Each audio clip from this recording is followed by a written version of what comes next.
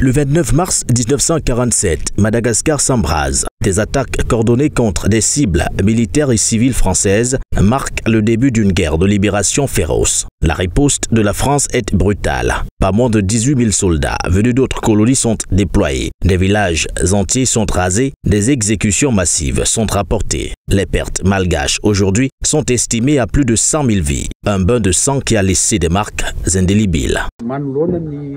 Selon se penche sur ce chapitre de l'histoire nationale de Madagascar, lors du soulèvement de 1947 mené par les combattants de la liberté, le quartier de Moramanga a été l'un des premiers points chauds du conflit. On peut dire que la lutte était ici féroce et intense. La génération malgache actuelle ne doit pas l'ignorer ou l'oublier. Moramanga a été parmi les premiers à se battre pour l'indépendance. Son peuple a vraiment résisté et n'a jamais baissé les bras, ce qui a conduit à la victoire contre les colonisateurs qui avaient méprisé le peuple malgache. Même le gouvernement d'aujourd'hui devrait honorer et donner de la valeur à la lutte de la libération menée par le peuple de Moramanga.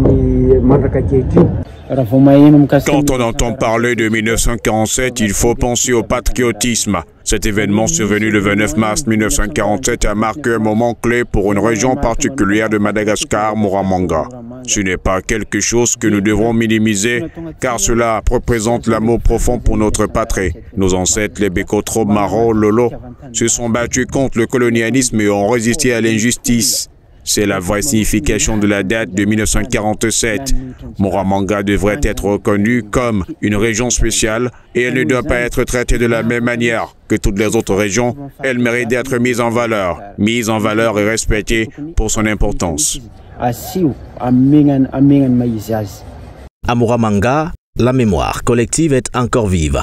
Nous avons rencontré la fille d'un ancien combattant qui nous raconte une fable locale saisissante, transmise de génération en génération. Tant de gens sont morts ici à Moramanga. Un vœu a été fait.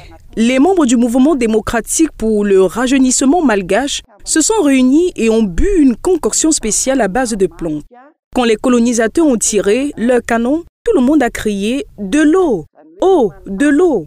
Parce que les balles ne nous ont pas touchés. Au début, cela a fonctionné. Les balles n'ont eu aucun effet. Mais ensuite, quelqu'un au sein du MDRM nous a trahis et a révélé le secret de la concoction et du vœu. Une fois le secret connu, les balles ont recommencé à fonctionner. Les héros ont été trompés. Ils n'auraient jamais imaginé que quelqu'un les trahirait. Ils se sont quand même précipités dans la bataille, mais lorsque les balles ont frappé, ils ont tous été massacrés.